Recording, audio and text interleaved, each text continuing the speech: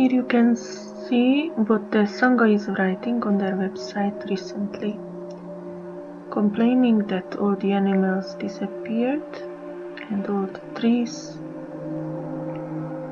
are cut and the high grasses are cut and stores are taken away, and one truckload the villagers get 230 rupees, which is $2.30 for a truckload of stone. This is their livelihood, so the Sangha is minding this.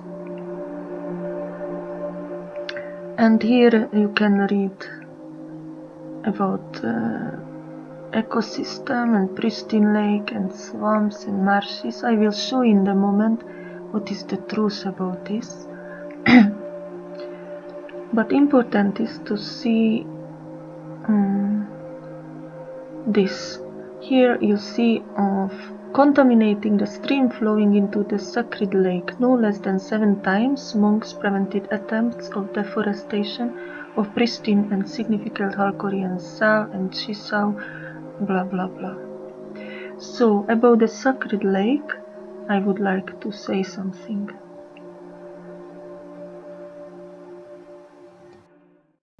So here you can see the sacred lake, which is already dried up in 2011, end of 2011, by the Sangha's work on this White House, which is Bomjon's Kajokpa, his concrete palace. And in 2012, this sacred lake was already just a mud, a bubbling, stinky mud full of rubble from the construction of this concrete building inside the jungle. So it cannot be that now in 2014 there would be any water and fish, which is supposedly died now.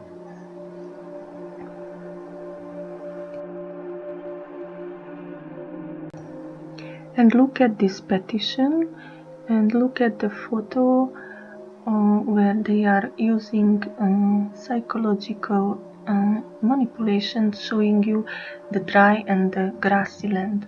But I will show you in the moment that the grassy land is, though yes, it is inside Bomjon's Halkhoria compound, and the dry land is actually the walking path between Halkhoria and Ratanpur, and was used daily by his own monks and his own devotees and visitors by foot and also by many motorbikes. So it's obvious that along this barbed wire fence, not villagers but his own visitors are coming and going daily. At least this was the situation in 2011, like on this photo, this was his gate. And the barbed wire fence you see right where you see the yellow arrow. So it was not used by villagers but by his own devotees. And they are accusing villagers. And here you see another scam. They are showing that wood is cut inside Halkhoria, but actually this photo was taken on the Pasa Bridge woodcutter settlement, and another similar settlement is on the northern edge of Halkhoria. This is the southern edge. You see the yellow arrow. This is the woodcutter settlement in Pasa Bridge, and this wood shown in the picture is there for many years.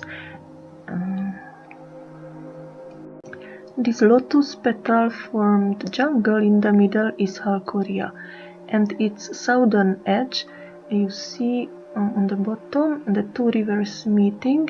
A little above them is Devdaha Lake, which is a holy lake, and near that lake was Bomjon meditating from about 2007-2006.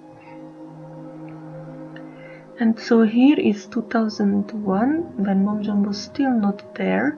Look at how rich was the jungle around Ratanpur and Nijgat, where there had been already many villagers living there, and they still didn't destroy the jungle as the Sangha is claiming. How is it possible? Because they are claiming it's the villagers who are destroying the jungles. These jungles are very rich still. but the Halkhoria part is covered on this satellite photo. The situation is nearly the same. The jungle is still rich and the rivers are still wide. And now, 2 years after Rambomjon moved to Halkhoria, it's 2008, and you see the same jungle already having patches of parts without trees and empty patches. We cannot judge the Halkhoria part because that was covered in the previous old satellite images, but the Nijgat Ratampur area jungle already has patches. And in 2010, already we see the deterioration of all the jungles around Rambomjon's meditation place. Everywhere we see dry patches without trees and dry parts around the rivers. It means the water of the rivers is also less. But we still see there is some water in the lake of Bden-Pa. But it's very alarming to see even now more and more dry patches without trees just because Rambomjon moved into Halkhoria. In 2011, unfortunately we cannot judge too much this photo because of the shadow which is made over exactly the part which we want to research. And this is the alarming state right after Bomjon left Halkhoria in 2012. You can see that practically every water system is depleted.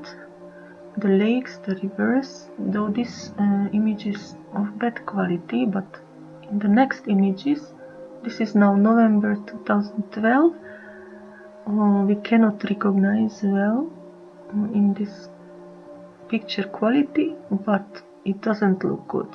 Subjectively, it doesn't look good. The next photo I will show in a moment.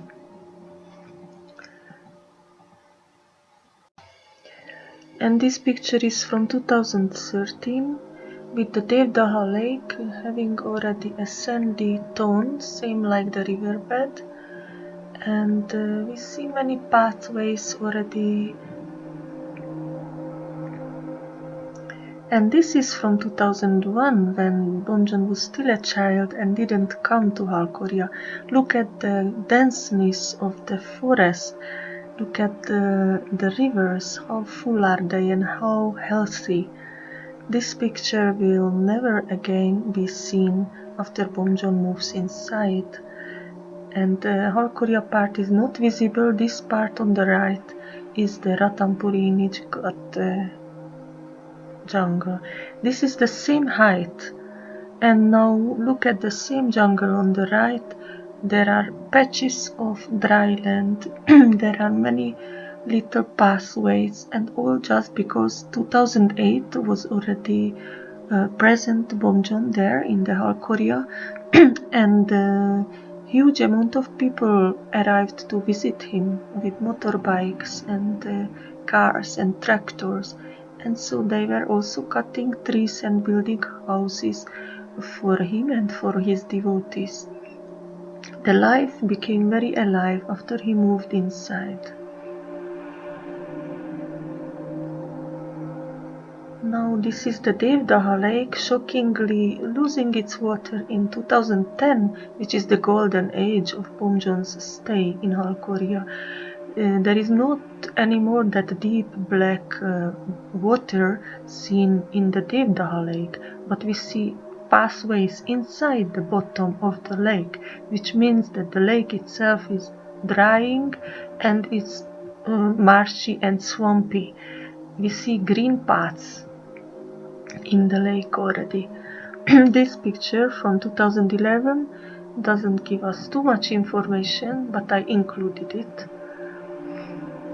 And Bomjon attacked 2 women in 2012 and 1 foreigner man, and after these events he had to leave Halkhoria, and this picture was taken after he left Halkhoria.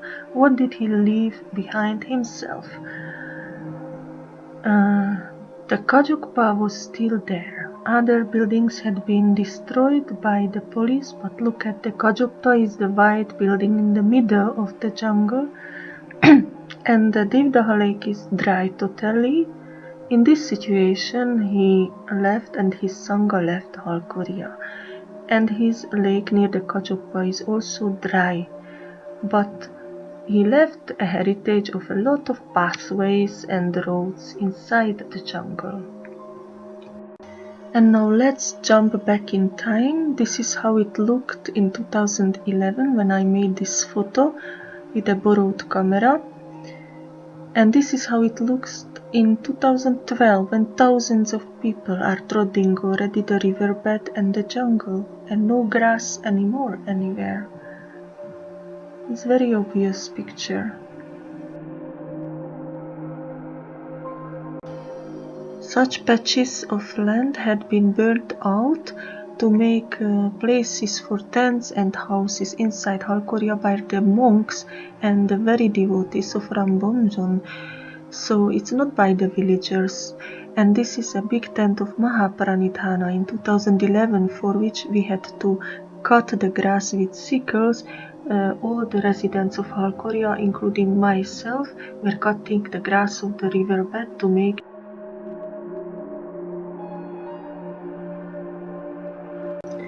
for such computers, which had been in Halkhoria about 3 or 4 pieces by the Sangha, they needed electricity, and so they needed a generator which made a lot of noise. And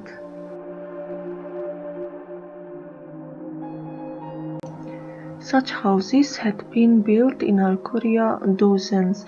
This is the entrance to the house where the nuns had been living and the painter Kaiba in 2011. A lot of wood used to build such constructions. Where did the Sangha get this wood? Who is cutting the wood for them? Did they bring the wood from Kathmandu? This is a bamboo house where the monks were living. Where did they get the bamboo and the wood? This is the bamboo house of the monks from outside. So they say that cutting wood is forbidden in Halkhoria, but we can see that they had wooden houses themselves. They needed wood. The Sangha is complaining about tractors passing the riverbed, but this is the Sangha tractor, which was passing from Pilua to Halkhoria on a daily basis, bringing devotees to meet Rambonjon in 2011 and 2012. This is the Sangha's tractor, his own tractor, and this another tractor inside the Halkhoria near the lake of Bomjon when they were building the Kajukpa. Do you see some stones there? Yes, these are stones. They are actually doing the same what they are claiming the villagers are doing. They are bringing stones by this tractor, which was using this left side of the way. Now here you can see the crossed red arrow. That was the way from the back side, from Divdaha side, they were approaching the construction of the Kajukpa, destroying all the area, all the jungle during their path. They made a road for the tractor. Here we can see the situation. They were crossing from this side to that white patch in the middle of the jungle, which is Bomjon's Kajukpa. They were using many new roads and destroying trees and grass and living creatures on their way. Here we can see it's so depleted around his Kajukpa. There is no more water and no more grass even. It's very easy to see that the building of Kajukpa was a big fault. And finally you can see the Jyampa itself, because of which the tractors were moving daily from Pilua to Halkhoria in 2011. This is one of the office houses built from cement, wood, metal, very non-ecological houses of Rambomjon inside Halkhoria jungle. And this, I already showed this bamboo houses for the monks. They also needed material. Here Darshan Subba and Tom Dorje are carrying water from the tiny spring water source a little behind in the jungle. Daily dozens of people needed to wash, cook, drink, take shower, make laundry, even to give water to the goats. From the moment Bomjon moved inside Halkhoria, a 13-kilometer long barbed wire fence had been raised by the donation of Mr. Moon from Canada. Inside this barbed wire fence, very unecological, there was another circle, 5-kilometer circumference. This is what can happen to animals when they catch on the barbed wire fence. Sangha is complaining that villagers are destroying their jungle, but you can see that actually it's themselves who are building a whole civilization inside the jungle, with a village, with houses and with constructions and depleting grassland. These pictures taken in 2011 really show a kind of village inside the jungle made by the devotees of Rambomjon. In spring 2011, Bden-Pa was still a lively marshland with peacocks dancing, many birds, and this is in 2013. This was the situation already in 2012 when Bomjon was still there. This is the same lake. There is no more water and there is no more marshland, just dry land. These photos had been taken by me in 2011 to help devotees to find the way to Rambomjon's Halkhoria. This is the path to Halkhoria. You can see that it's already used too much by tractors. There are tracks of tractors and cars, jeeps, motorbikes. And this is the other side of the same Passa bridge, the southern side towards Pilua. Just compare again the dry path of Halkhoria destroyed by the crowds of devotees, these top pictures, and again I will show the southern green path of the same Passa bridge, which is like a borderline between the two worlds. And just you go a little behind the bridge and you see grass and the lively river and forests, all green and alive.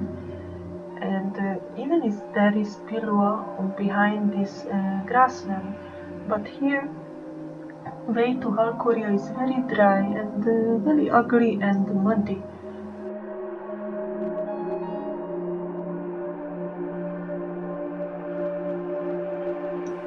So let's see again from different perspective Google Earth images. This is 2001 when he was still not there, and this is already 2008 when he was there, and we see the huge difference. Many empty patches of land without trees, many little ways and roads inside the jungle, and many dry places around his place. It was not created by villagers because villagers had been already there in 2001, but why they didn't destroy the jungle? Devotees created pathways and roads for motorbikes and tractors, and this is during the puja of Rambomjon. Look at the cars and the buses and tractors. Are they not destroying the jungle more than a few villagers picking up dry wood from the land?